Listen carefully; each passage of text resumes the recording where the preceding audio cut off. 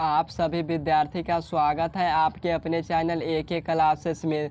तो आज हम लोग पढ़ने वाले हैं कक्षा 10वीं बिहार बोर्ड परीक्षा 2026 के लिए most VVI important objective question सामाजिक विज्ञान यानी सोशल साइंस का टॉप 20 VVI ऑब्जेक्टिव क्वेश्चन पढ़ेंगे, जो कि आपके फाइनल बोर्ड परीक्षा 2026 के लिए यह सभी क्वेश्चन काफ़ी ज़्यादा इम्पोर्टेंट होने वाला है।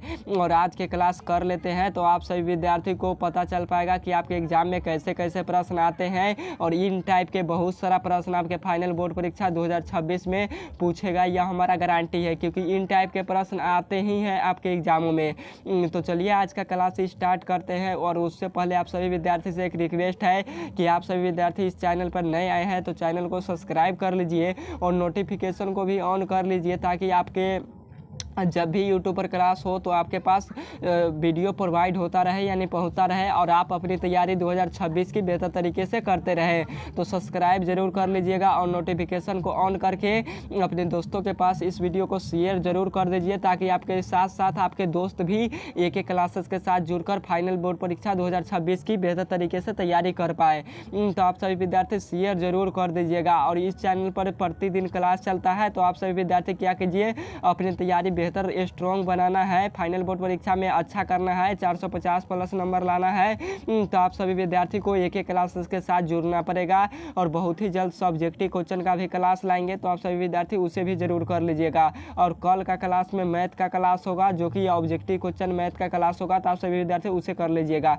तो चलिए देखते हैं क्वेश्चन नंबर की तरफ हम लोग चलते हैं, और सभी क्वेश्चन आपको 100% समझाकर हम पढ़ा देंगे। तो जो विद्यार्थी वीडियो को पूरा देखकर सभी क्वेश्चन कर लेंगे तो उनसे 2026 में किसी प्रकार का कोई भी दिक्कत नहीं होगा। जो विद्यार्थी अधूरा क्वेश्चन करेंगे यानी और कुछ करेंगे कुछ छोड़ेंगे, उससे आपको उस सभी विद्यार्थी को बिहार बोर्ड परीक्षा में काफ़ी ज़्यादा नुकसान हो सकता है। इसलिए आप सभी विद्यार्थी जो क्वेश्चन हम पढ़ाते हैं उसे ज़रूर डेफिनेटली पढ़ने का प्रयास कीजिए, ताकि आपके कुछ अच्छे हो पाए फाइनल बोर्ड परीक्षाओं में।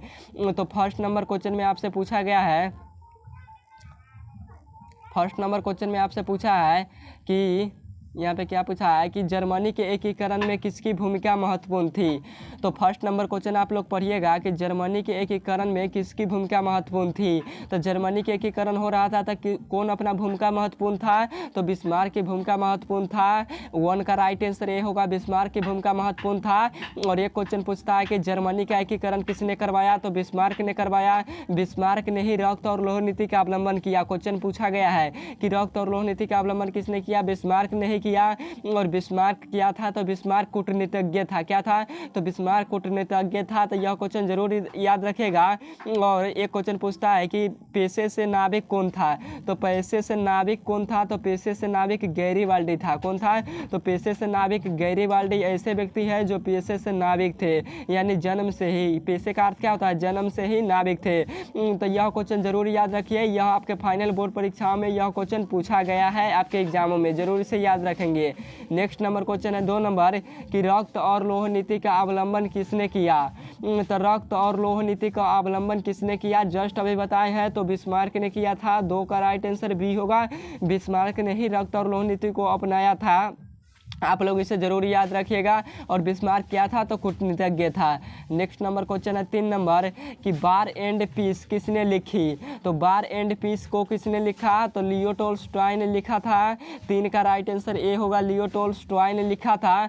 और हम पूछ देंगे कि बार एंड पीस क्या है, तो बार एंड पीस क्या है, तो बार एंड पीस पुस्तक है। क्या है, तो बार एंड पीस पुस्तक है, जिसको लियो टोल्स्टॉय ने लिखा है। तो आप लोग इसे जरूर याद रखिएगा। और कार्ल मार्क्स का पुस्तक कौन सा है, तो कार्ल मार्क्स कौन सा बुक लिखा है, तो दास कैपिटल को किसने लिखा है, तो दास कैपिटल को कार्ल मार्क्स ने ही लिखा है। किसने लिखा है, तो दास कैपिटल को कार्ल मार्क्स ने लिखा है। और कार्ल मार्क्स का जन्म कहाँ हुआ था, तो कार्ल मार्क्स का जन्म जर्मनी में हुआ था। कहाँ हुआ था, तो कार्ल मार्क्स का जन्म जर्मनी में हुआ था। और एक क्वेश्चन अक्सर आपके एग्जाम में पूछे जाते हैं कि कार्ल मार्क्स ने दास कैपिटल का प्रकाशन कब किया। तो कार्ल मार्क्स ने दास कैपिटल पुस्तक का प्रकाशन 1867 ईस्वी में किया। कब किया, तो 1867 ईस्वी में किया था। मोस्ट वेरी इंपॉर्टेंट क्वेश्चन है, आपके एग्जामों में पूछता है, जरूर इसे याद रखिए। नेक्स्ट नंबर क्वेश्चन है अगला नंबर 4 नंबर क्वेश्चन में पूछा गया है कि रूस में कब दासत्व समाप्त किया गया था। जो विद्यार्थी पूरा क्लास करेगा अच्छे तरीके से, उनको हम बार बार बोल रहे हैं है तो आप सभी विद्यार्थी जरूर कीजिए। 2026 में आपका किसी भी प्रकार का ऑब्जेक्टिव क्वेश्चन में दिक्कत नहीं होगा और न ही सब्जेक्टिव में होगा, क्योंकि सब्जेक्टिव का क्लास बहुत ही जल्द स्टार्ट होने वाला है और वैसे क्वेश्चन उसमें पढ़ाया जाएगा जो आपके फाइनल बोर्ड परीक्षा में डायरेक्ट टू डायरेक्ट लड़ेगा 100%। 2025 में बहुत सारा प्रश्न, लगभग 65+ प्रश्न लड़ा था। सोशल साइंस यानी सामाजिक विज्ञान में क्वेश्चन लड़ गया था, तो आप लोग जाकर देख लीजिए कि हमारा पढ़ाया गया 2025 वाला कितना प्रश्न लड़ा है। तो इसीलिए हम बोल रहे हैं कि आप सभी विद्यार्थी को अच्छे करना है 2026 में। तो आप सभी विद्यार्थी पूरा वीडियो को जरूर, सभी क्वेश्चन को कीजिए पूरा वीडियो को देखकर। तो हमसे क्वेश्चन में क्या पूछा है कि रूस में कब दासत्व समाप्त किया गया था। तो रूस में 1861 ईस्वी में दासत्व समाप्त किया गया था। और यही क्वेश्चन को घुमा कर पूछता है कि कृषक, क्या पूछता है तो कृषक दास प्रथा का अंत कब हुआ था। तो कृषक दास प्रथा का अंत कब हुआ था, तो कृषक दास प्रथा का अंत भी 1861 ईस्वी में हुआ था। और कहाँ हुआ था, तो रूस में हुआ था। कहाँ हुआ था, तो रूस में हुआ था। तो यह क्वेश्चन याद रखिए, एक क्वेश्चन पक्का पूछेगा यह दोनों प्रश्नों में से आपके फाइनल बोर्ड परीक्षाओं में यही क्वेश्चन को घुमा कर पूछता है। नेक्स्ट नंबर क्वेश्चन है 5 नंबर कि सोवियत संघ का विघटन कब हुआ। तो सोवियत संघ का विघटन कब हुआ था।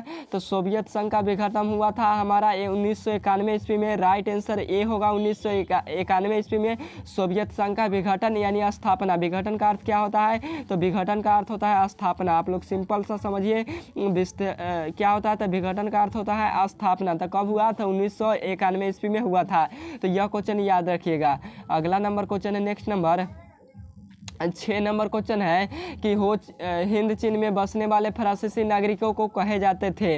तो हिंद चीन में बसने वाले फ्रांसीसी नागरिक क्या कहे जाते थे, तो उन्हें कोलोन कहा जाता था। 6 का राइट आंसर ए सी होगा, कोलोन कहा जाता था। और 2026 के लिए यह क्वेश्चन पक्का पूछेगा, वेरी मोस्ट इंपॉर्टेंट क्वेश्चन है आपके फाइनल बोर्ड परीक्षा के लिए। आप लोग इसे जरूर याद रखिएगा कि हिंद चीन में बसने वाले फ्रांसीसी नागरिकों को कोलोन कहा जाता था। नेक्स्ट नंबर क्वेश्चन है अगला नंबर 7 नंबर क्वेश्चन में आपसे क्वेश्चन पूछा है कि हिंद चीन, यहाँ पे क्वेश्चन पूछा है कि हिंद चीन में अंतिम युद्ध के समाप्ति के समय अमेरिकी राष्ट्रपति कौन था। तो हिंद चीन में अपनी युद्ध के जब उस समय युद्ध हो रहा था तो अमेरिकी राष्ट्रपति कौन था, तो निक्सन था। 7 का राइट आंसर डी होगा, निक्सन था। और ये भी क्वेश्चन कबो पूछ लेता है, तो आप सभी विद्यार्थी इसे जरूर याद रखिएगा। 8 नंबर क्वेश्चन में पूछा गया है कि हो ची मिन्ह क्या सरकार थी। तो हो ची मिन्ह क्या सरकार कहाँ थी, तो यह दक्षिणी वियतनाम में थी। 8 का राइट आंसर ए होगा, दक्षिणी वियतनाम में थी। और 2026 के पेपर के लिए इंपॉर्टेंट क्वेश्चन है यह, तो आप सभी विद्यार्थी इसे जरूर याद रखिएगा। जो भी क्वेश्चन को बोल रहे हैं कि वीवीआई है उसे जरूर याद रखिए, क्वेश्चन पूछता है और यही सभी क्वेश्चन आता है, अलग से क्वेश्चन बिल्कुल नहीं पूछेगा, इसी में से क्वेश्चन पूछता है। नेक्स्ट नंबर क्वेश्चन है 9 नंबर क्वेश्चन में आपसे पूछा गया है कि जलियांवाला बाग हत्याकांड के विरोध में किसने अपनी नाइटहुड की उपाधि त्याग दी थी। तो जलियांवाला बाग हत्याकांड के विरोध में किसने अपनी नाइटहुड की उपाधि त्यागी थी, तो रविंद्रनाथ टैगोर ने त्यागा था।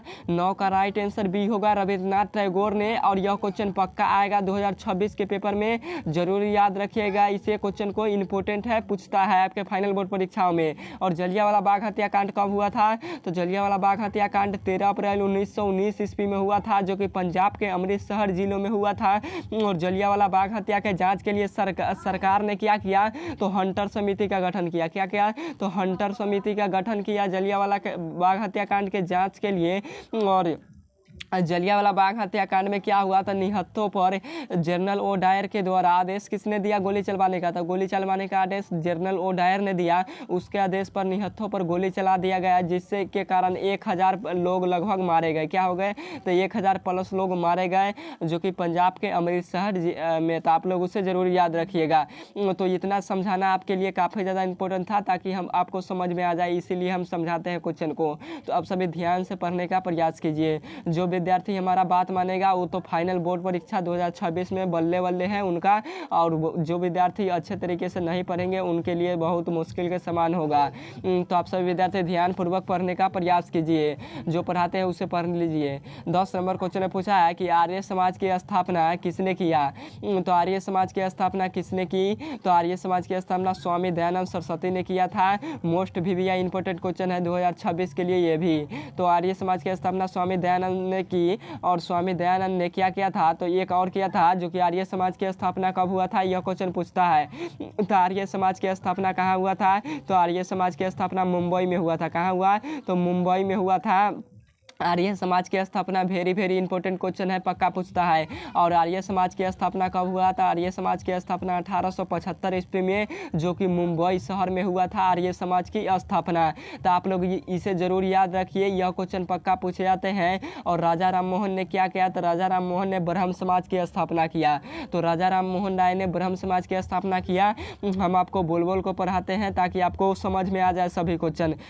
तो आपको हम समझाने के लिए कुछ भी कर सकते हैं। तो आप सभी विद्यार्थी भी मन लगाकर पढ़ाई कीजिए अपनी फाइनल बोर्ड परीक्षा 2026 की, और अपने दोस्तों को भी बताइए। तो आप सभी विद्यार्थी समझे ना। चलिए देखते हैं 11 नंबर प्रश्न। 11 नंबर क्वेश्चन में पूछा है कि कार्ल मार्क्स का जन्म कहाँ हुआ था। तो कार्ल मार्क्स का जन्म कहाँ हुआ था, बताया भी है। तो कार्ल मार्क्स का जन्म जर्मनी में हुआ था। 11 का राइट आंसर बी होगा, जर्मनी में हुआ था। और कार्ल मार्क्स ने ही दास कैपिटल को लिखा था। और दास कैपिटल को क्या कहा जाता है, तो समाजवादियों का बाइबिल कहा जाता है। और दास कैपिटल का प्रकाशन 1867 ईस्वी में हुआ था। और कार्ल मार्क्स का जन्म जर्मनी में हुआ। तो इतना क्वेश्चन याद रखिए, इससे बाहर क्वेश्चन आपके फाइनल बोर्ड परीक्षाओं में नहीं पूछता है। और यह सभी क्वेश्चन इंपॉर्टेंट है बाबू, पढ़ लो जरूर, यह सभी क्वेश्चन लड़ेगा। नेक्स्ट नंबर क्वेश्चन है 12 नंबर। 12 नंबर क्वेश्चन में आपसे पूछा गया है कि पूर्ण स्वराज की मांग का प्रस्ताव कांग्रेस के किस वार्षिक अधिवेशन में पारित हुआ।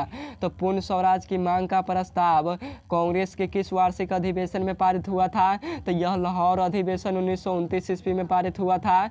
12 का राइट आंसर डी होगा, लाहौर अधिवेशन 1929 ईस्वी में, यानी पूरा स्वराज की मांग का प्रस्ताव दिया गया था। तो आप लोग इसे जरूर याद रखिएगा, 12 का राइट आंसर डी होगा। यह क्वेश्चन वेरी वेरी इंपॉर्टेंट है 2026 के लिए, 2024 के भी पेपर में पूछा गया है, तो जरूर इसे याद रखिए। नेक्स्ट नंबर क्वेश्चन है, और कोचिंग बैंक से क्वेश्चन आता है, तो सभी क्वेश्चन पढ़ना इंपॉर्टेंट है। 13 नंबर क्वेश्चन है कि इंडियन स्टैट्यूटरी कमीशन का अन्य नाम क्या है। तो इंडियन स्टैट्यूटरी कमीशन का अन्य नाम क्या है, तो साइमन कमीशन है। 13 का राइट आंसर ए होगा, साइमन कमीशन है। यह क्वेश्चन भी पूछता है। नेक्स्ट नंबर क्वेश्चन है 14 नंबर की अखिल भारतीय ट्रेड यूनियन कांग्रेस की स्थापना के प्रथम अध्यक्ष कौन थे। तो अखिल भारतीय ट्रेड यूनियन कांग्रेस के प्रथम अध्यक्ष कौन थे, तो लाला लाजपत राय थे। 14 का राइट आंसर बी वाला होगा, लाला लाजपत राय थे। कौन थे, तो लाला लाजपत राय थे। आप लोग जरूर इसे याद रखिएगा, ये भी क्वेश्चन 2026 बोर्ड परीक्षा के लिए इंपॉर्टेंट है। नेक्स्ट नंबर क्वेश्चन है 15 नंबर कि वाष्प चलित इंजन का आविष्कार किसने किया था। तो वाष्प चलित इंजन का आविष्कार किसने किया था, तो जेम्स वाट ने किया था। 15 का राइट आंसर बी होगा, जेम्स वाट ने। नेक्स्ट नंबर क्वेश्चन है 16 नंबर कि Tata iron and steel company की स्थापना कब हुई थी।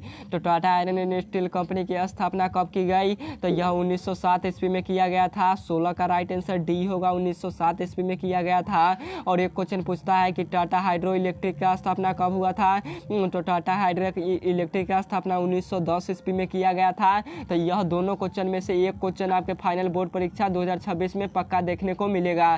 तो यह दोनों क्वेश्चन जरूर याद रखेंगे आप सभी विद्यार्थी। 16 नंबर क्वेश्चन में पूछा है कि तख्त श्री हरमंदिर जी साहिब कहाँ स्थित है। तो तख्त श्री हरमंदिर जी साहिब कहाँ स्थित है, तो यह पटना में स्थित है। कहाँ स्थित है, तो यह पटना में स्थित है। राइट आंसर 17 का ए वाला होगा, पटना में स्थित है। नेक्स्ट नंबर क्वेश्चन है 18 नंबर कि सासाराम में किस ऐतिहासिक शासक का मकबरा है। तो सासाराम में किस ऐतिहासिक शासक का मकबरा है, तो शेरशाह सूरी का मकबरा है। 18 का राइट आंसर बी होगा, शेरशाह सूरी का मकबरा है। वेरी वेरी इंपॉर्टेंट क्वेश्चन है 2026 के लिए, जरूर इसे याद कर लीजिए। आता है, यह क्वेश्चन पूछता है, 2024 के पेपर में आया हुआ प्रश्न है। तो आप सभी विद्यार्थी जरूर इसे याद कर लीजिएगा।